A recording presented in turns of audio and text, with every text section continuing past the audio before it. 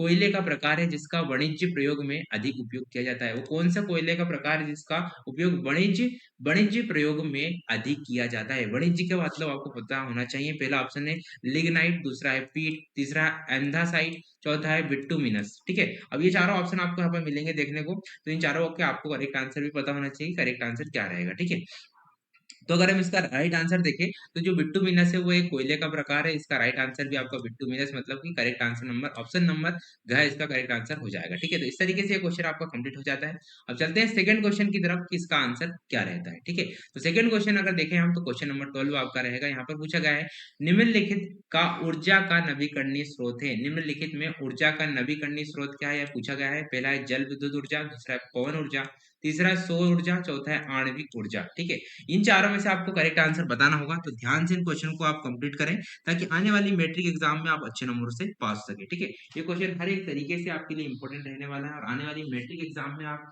बहुत ही अच्छे नंबर से पास सकते हैं अगर इन क्वेश्चन को प्रॉपर तरीके से आप बताएं। रबी की फसल बताना है, तो रबी की फसल यहाँ पर जो है गेहूं होती है, तो राइट आंसर आपका गेहूं, आपको यहाँ पर करेक्ट आंसर लगा देना है। क्वेश्चन नंबर है गेहूं करेक्ट आंसर हो जाएगा। चलते हैं सेकंड क्वेश्चन की तरफ। सेकंड क्वेश्चन है निम्नलिखित में से कौन सी एक फलीदार फसल है। निम्नलिखित में आपको फलीदार फसल के बारे में बताना है। पहला ऑप्शन आप देखेंगे गेहूं, दूसरा है मक्का, तीसरा है चना और चौथा है दालें। तो इन दोनों तीनों में से आप देखेंगे तो गेहूं फलीदार नहीं होता है, ना मक्का होता है, ना गेहूं, ना चना। ठीक है, तो बची क्या है यहाँ पर दालें बची हैं, तो राइट आंसर आपका दालें हो जाएगा। ऑप्शन नंबर का इसका करेक्ट आंसर हो जाता है। ठीक है, ये मैट्रिक एग्जाम के लिए मोस्ट इंपोर्टेंट क्वेश्चन है। 100% यहाँ से क्वेश्चन आपके पूछे जाएंगे। अगला है भारत की कितनी जनसंख्या जो कृषि कार्य में काम करती कार्य करती है। पहला ऑप्शन है 1/4, दूसरा है 3/4, तीसरा है 2/3 और चौथा है 1/3। ठीक है, ये चार ऑप्शन आपको यहाँ पर मिल चुके हैं। अब चारों में से आपको राइट आंसर देखना है कि राइट आंसर क्या रहेगा। तो इसमें अगर आप देखेंगे यहाँ पर कि तो इन चारों में से राइट आंसर क्या होगा, तो राइट आंसर की अगर बात करें तो आप देखेंगे कि जो यहाँ पर जो कृषि है उसमें कौन सा कितनी मतलब जनसंख्या है, भारत की कितनी जनसंख्या है जो कृषि कार्य पे निहित है, तो ये आपको देखना है। तो इसका राइट आंसर की अगर हम बात करें तो इसमें राइट आंसर कितना रहेगा, तो यहाँ पर देखते हैं इसका राइट आंसर क्या है और किस तरीके से हम इसे क्वेश्चन को आप ध्यान से देखिएगा क्योंकि ये क्वेश्चन इंपॉर्टेंट भी है, आने वाली एग्जाम में आपको पूछे जाने के यहाँ पर चांस ज्यादा है। इसलिए इस क्वेश्चन को आप ध्यान से पढ़ लीजिएगा ताकि आने वाली मैट्रिक एग्जाम में आप अच्छी तरीके से कंप्लीट इन क्वेश्चन को कर सके और यहाँ से 100% आपको क्वेश्चन देखने को मिलेंगे।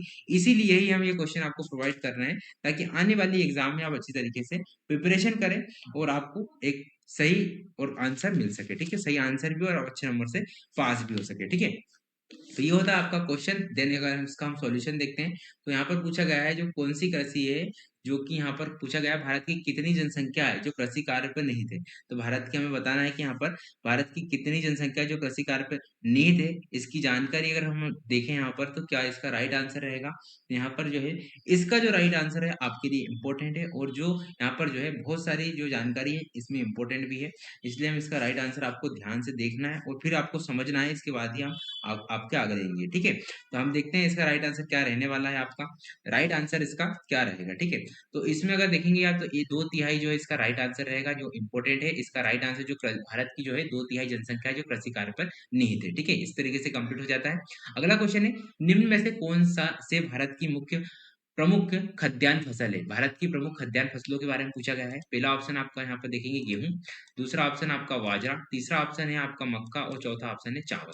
अब इसमें से आपको राइट आंसर पता होना चाहिए कि खाद्यान्न फसल कौन सी। जो खाद्यान्न फसल होती है वो होती है चावल, तो राइट आंसर आपका चावल ऑप्शन नंबर का करेक्ट आंसर हो जाएगा। ठीक है, चलते हैं सेकंड क्वेश्चन की तरफ। सेकंड क्वेश्चन है आपका हीराकुंड बांध किस नदी पर बना है।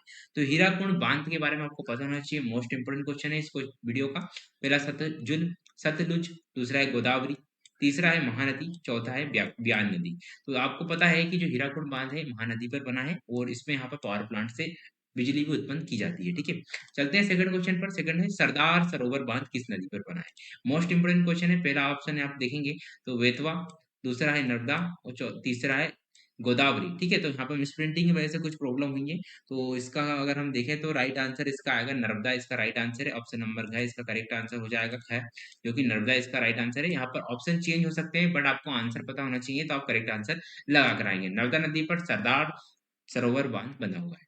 अगला है निम्नलिखित में से कौन से किस नदी पर बहुउद्देशीय नदी परियोजना नहीं है। मतलब बहुउद्देशीय परियोजना किस नदी पर नहीं है आपको पूछा जा रहा है। सतलुज, दूसरा है नर्मदा, तीसरा है महानदी, चौथा है यमुना। ठीक है, ये चारों ऑप्शन में से आपको करेक्ट आंसर पता होना चाहिए कि यहाँ पर जो है मतलब बहुउद्देशीय नदी यमुना नदी पर परियोजना नहीं है। तो राइट आंसर आपका यमुना नदी हो जाएगा। करेक्ट आंसर ऑप्शन नंबर घ। चलते हैं सेकंड क्वेश्चन की तरफ। सेकंड क्वेश्चन है, निम्नलिखित में से कौन सा ताजा पानी का स्रोत है? अब ताजा पानी के स्रोत के बारे में आपको जानकारी होनी चाहिए। पहला ऑप्शन है वर्षा, दूसरा ऑप्शन है दोस्तों भूतल, तीसरा ऑप्शन है भूजल और चौथा ऑप्शन है उपयुक्त सभी। यहाँ पर मिस प्रिंटिंग की वजह से आगे पीछे हो गए हैं ऑप्शन, बट इसमें से आपको राइट आंसर देखना है कि राइट आंसर क्या रहेगा। ठीक है, तो जो है यहाँ पर ताजा पानी के स्रोत के बारे में आपको पता होना चाहिए कि ताजा पानी के स्रोत यहाँ पर क्या रहेगा। ठीक है, तो यहाँ पर वर्षा भी ताजा पानी है, भूतल का जो जल होता है वो भी ताजा पानी होता है और भूजल भी ताजा पानी ही होता है। तो राइट आंसर आपका इसमें उपयुक्त सभी आपको लगा देना है, इसका करेक्ट आंसर हो जाएगा। चलते हैं सेकंड क्वेश्चन की तरफ। सेकंड क्वेश्चन की अगर बात करें तो निम्नलिखित में से किसके द्वारा आज भारत की उत्पादन प्रतिशत है, मतलब कि किस भाग के द्वारा हम भारत में 22% बिजली उत्पादित करते हैं, किस भाग से? ठीक है, पहला ऑप्शन देखेंगे सौर ऊर्जा से, दूसरा है भूतापी ऊर्जा, तीसरा है जल विद्युत ऊर्जा, चौथा है पवन ऊर्जा। ये चारों ऑप्शन आपको यहाँ पर दिए गए हैं। राइट आंसर की अगर हम बात करें तो जल विद्युत ऊर्जा के माध्यम से जल लो के ऊपर हम जो है कर उससे 22% प्रतिशत बिजली उत्पन्न करते हैं। तो राइट आंसर आपका हो जाएगा जल विद्युत ऊर्जा।